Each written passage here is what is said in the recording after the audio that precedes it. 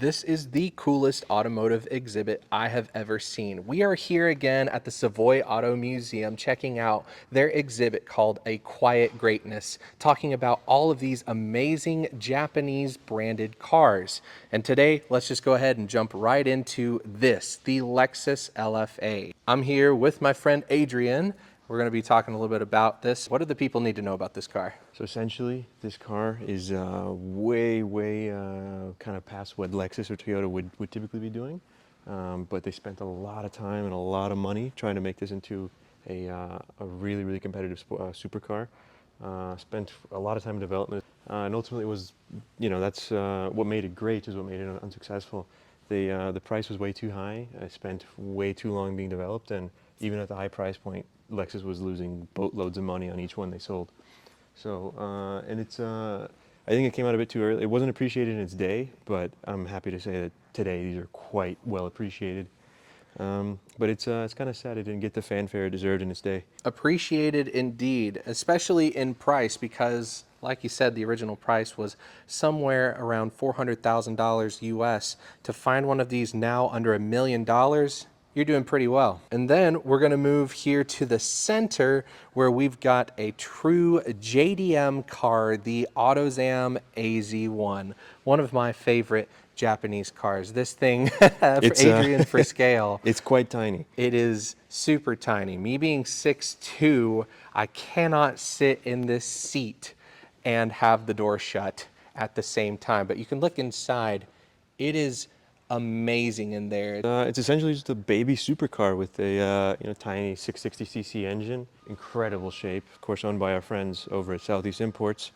Yeah, definitely one of the more legendary K cars from Japan. As mentioned, our friends over at Southeast Imports, this car will be for sale after it leaves the exhibit. So if you're interested in this, you can say, if you go and own it, I own a museum quality car. And then moving over here, we've got the Honda NSX-R. This is going to be slightly different than the Acura NSXs that we got here in the States. Honda, for the Japanese market, made the NSXs, and this being the NSX-R, as you can see by the badges here on the door, it's a little bit different. So inside, these cars did not come with certain features like the radio, for example, or leather seats that were power adjustable. These instead are going to be lightweight racing buckets, one-piece buckets. And then lightweight wheels to cut down on the unsprung weight of the car. Those are made by Enki. Basically, this car was just a lightened up, track-ready variant of the standard NSX, about 250 pounds or so lighter, and they did not make many of these. Less than 500 were made for the Japanese market. And despite it being more looking like an exotic car and definitely competing with exotic cars, if you look at the engine, the engineering of it, the way it's built, is still very Honda, which is something to be appreciated. They are masters of design when it comes to drivetrains and such like that. And the paintwork on this one is beautiful. Of course, it's original paint, but this is not regular old green Honda paint like you'd get on your Civic. This is Brooklyn's green, which is actually a pearl, probably a tri-coat paint. And if you see it in the light, I'll shine a light on it, it's a beautifully deep pearl green.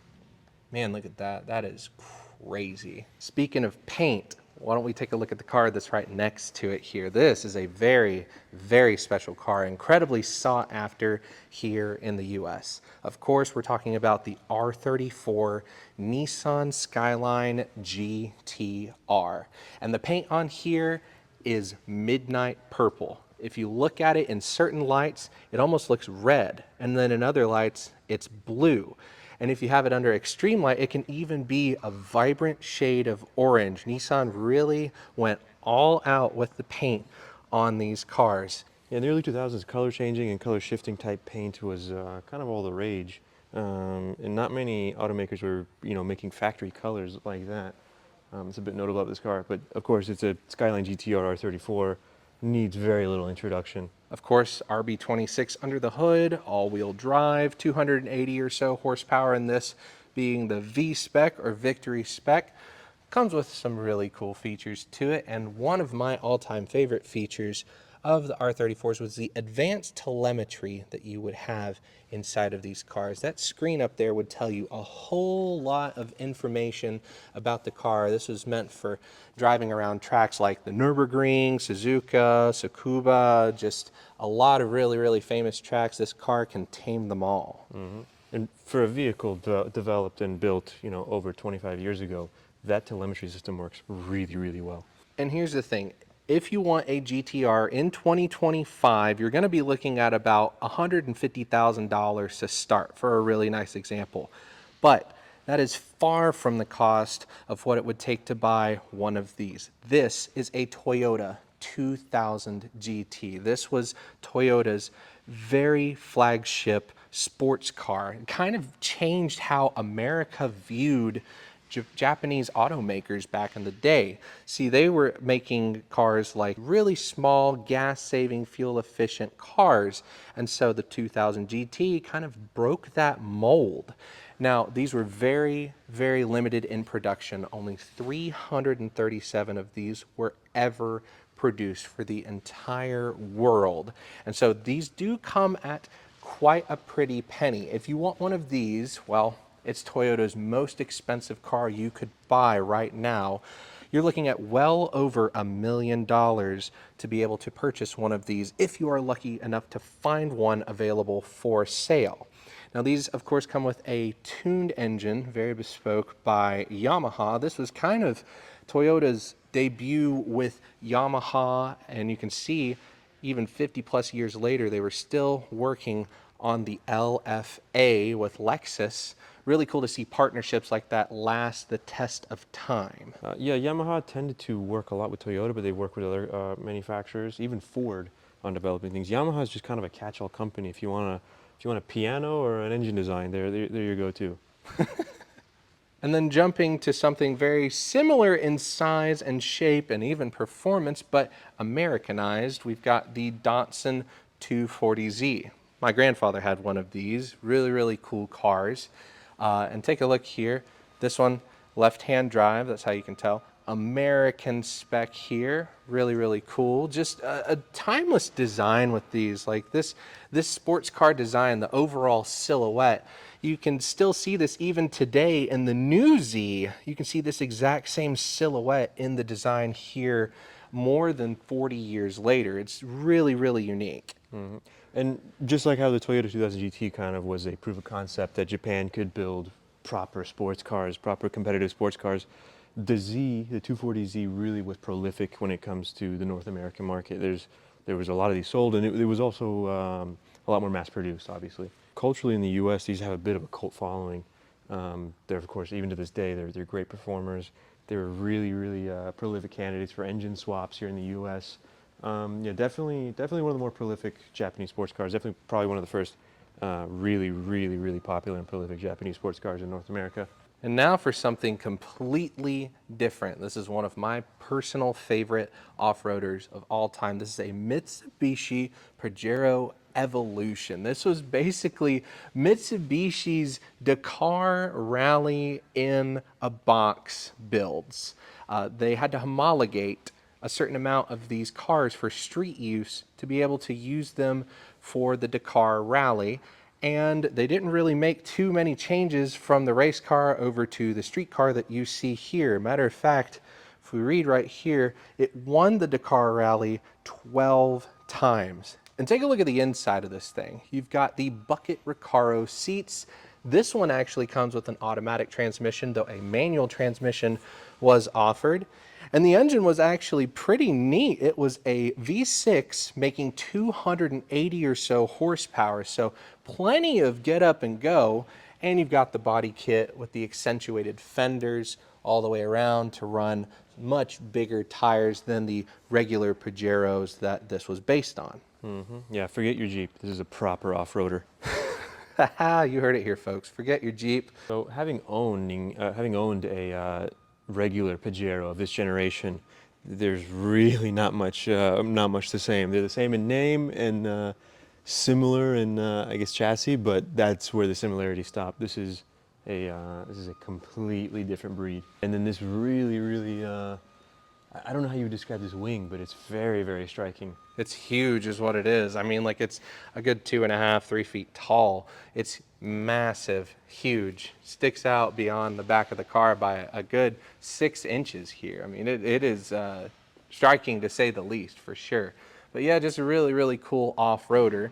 And next to it, we've got another rally car, this one from Nissan. This is a very special Nissan Pulsar GT-R Nismo.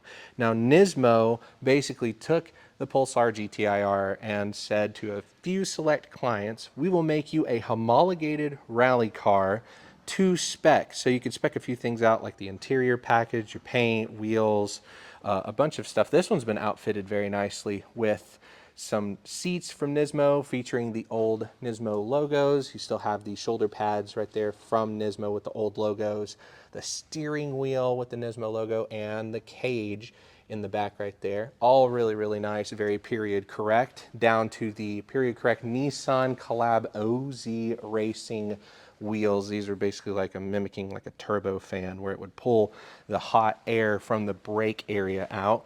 Again, big rear wing, and then under the hood, it's got a SR20 DET. Now, on paper, it's going to be like 230 horsepower or so, but I can guarantee you with this massive intercooler that sits right here, it was definitely making a little bit more than that, just on paper.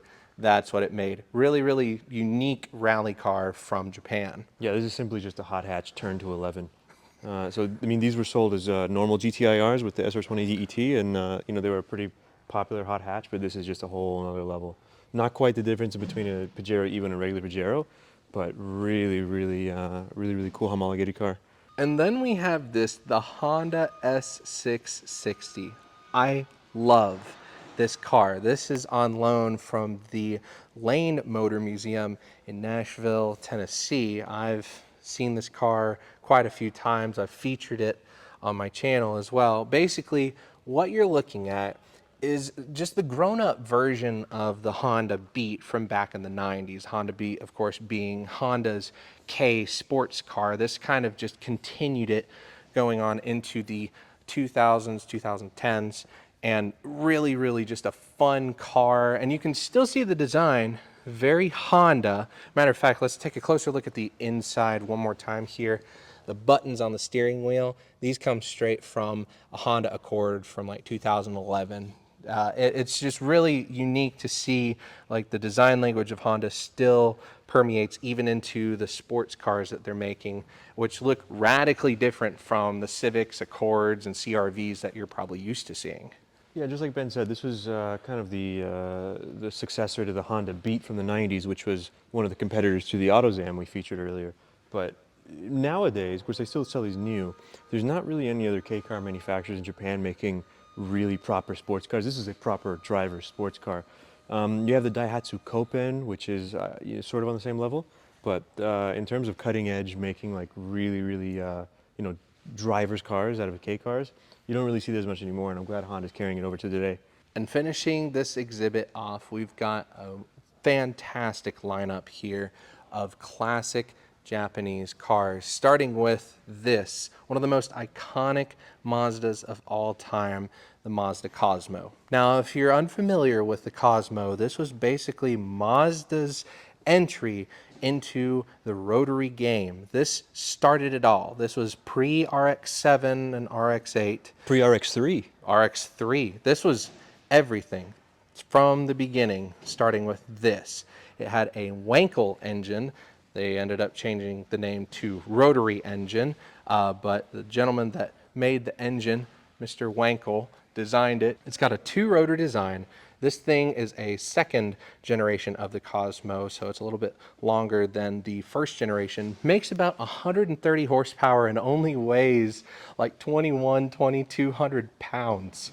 This is a sports car with a lot of power. Now, imagine that, a car that weighs as much as like a fourth, fifth generation Honda Civic, making 130 horsepower but in 1970. This thing was a rocket ship when it first came out, and yeah, just really solidified Mazda as a genuine sports car manufacturer. It's just a shame that they cannot continue that reputation into the 2020s. This is definitely one of my favorites out of this lineup. The design is just simply beautiful. Like every angle, absolutely love. And I don't know if you describe it as like a touring car or like a grand tour, but it's definitely has some creature comforts. These classic Clarion speakers in the back are excellent. Those are very, very period correct. Not sure if those are a dealer installed option. These types of speakers are prolific in Japan even to this day. Types of bookshelf type rear deck speakers, and it's interesting to see them as far back as how old this car is. But very cool to see the Mazda dealership logo there. Yeah, very limited car, and I'm glad to see this one here today. Yeah, and a beautiful interior with that hound's tooth. Just, again, one of the all-time greats when it comes to sports cars from Japan. And then next to it, we have the Isuzu Bellet GT-R. This was the high horsepower variant of the Bellet from Isuzu, making a staggering 136 horsepower. And the cool thing about this is its small design. This was meant to compete with cars like the Lotus Cortina, the Alfa Romeo GTA, and you can really tell that from the overall look of the car, especially down the side here with that small saloonish style in the cabin area here. Of course, right-hand drive like all the other JDM cars that we've seen out here today. Stripes going down the side. Just everything about this screams, I am fast, and I just love it. This was definitely a product of its time. Not really seeing a lot of cars with the design carried over from this era anymore. Yeah, and before Isuzu was known for basically just making heavy trucks and things of that nature, they've tried their hand at making cars at various points in time. And the Bellet was just just an economy car, but this is their hand at making it a sporty car. The engines in the GTR specifically were hand built, and the GTRs in general were kind of built to order to the specific client. So definitely set far ahead of the standard Bellet, which was just a basic economy car. Now moving on to one of Nissan's most iconic classic cars. This is the Nissan Cherry X1R. This car is famous for being Nissan's very first front-wheel drive car. You can actually see it right here. Made 83 horsepower, though this was very popular for racing back in the day, and you could tune it to about 130 or so horsepower. I love the fender mirrors, very classic Japanese sports car style design. The wheels on this one are Watanabe's, and they have some nice accentuating fender flares over top of them. One of the key designs on this here is, of course, the hatchback style design. Very iconic for this car, and rounding off with a ducktail wing around back. And these taillights here, Adrian, tell us a little bit about the history of these taillights and car culture in Japan. Yeah, so these taillights are pretty iconic. They're round headlights or taillights, so they're quite easy to adapt to other vehicles. These were quite popular to use in both Zoku builds and Zokusha builds. You know, you can look into that, but basically very crazy looking, all custom cars. And these lines, they would tend to tilt them at an angle, so it looks kind of like angry eyes. But those you'll see these taillights used a lot on a lot of custom Japanese cars. The Japanese love customizing cars just as much as we do. The flares and the wheel setup on this is just a quintessential Japanese look. And the thing about the Cherry is it's again just another economy car, and then the X1R is that turn a couple notches up. The main difference engine-wise is you get dual carbs on this for a bit more power compared to the standard version. Again, just a really, really cool car. This is definitely the first one of these I've ever seen. So a really hard car to find, especially here in the US. But if you guys are interested, come to the Savoy. They've got it on display. Next is a car that you probably won't recognize the shape of, but you'll definitely recognize the name. This is a Nissan Sylvia. Specifically, this came before the S chassis Sylvias that we all know here today, like the S13, 14. This is the grandpa, the predecessor to all of those, however, still maintaining the Sylvia nameplate. Again, a ridiculously rare, hard to find car here these days, especially in this beautiful color scheme. And that interior with the leather, metal switches, just everything about this car is just, It's quintessentially 60s on the inside. it is. And that's what I love about it the most, is just product of its time done well. Yeah, forget your newer S chassis, your 240s, your 180s. This is the one I'm taking home. So these were basically just based on a Nissan Fairlady, which was a competitor to all the British kind of two-door roadster sports cars. So they reused the chassis on that and just called it kind of the Datsun Coupe in development, and then it became the Sylvia. And lastly, rounding us off here, well, Adrian, I'll let you explain what we're looking at here. Yeah, so not many people would know what this is typically. This is a Hino Contessa 1300S Coupe.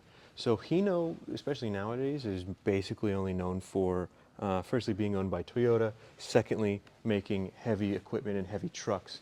But before they were acquired by Toyota, they decided to throw their hand in making cars in conjunction with Renault. So this is a rear-engine car, very similar to a Corvair. It was just, when I was talking to people in Japan about this car, trying to get some information, it was just described to me as Japan's Corvair. Even on the interior, it looks kind of, has a bit of a bit of inspiration there. But these had a little bit of racing pedigree. Even here in the U.S., a few were imported for some racing use, and I believe maybe one win on record or something to that effect. I'm not too big on racing, but I do know they have a little bit of racing pedigree. But it's a bit sad that Hino wasn't really able to keep building cars like they were kind of wanting to, and had to go back to making just heavy trucks and things of that nature. Not a very common car even in Japan. Like I said, this is the second gen Contessa, but the Contessa, to my knowledge, is basically the only attempt by Hino to make a car. Even their logo to this day is largely unchanged on the font. Well, that about wraps up this collection. And again, this genuinely is my favorite automotive exhibit of all time. Just the quality of everything in this room is 100% top notch. And again, cars that you don't normally see on a regular basis, but also cars that you never ever see, all right here at the Savoy Museum.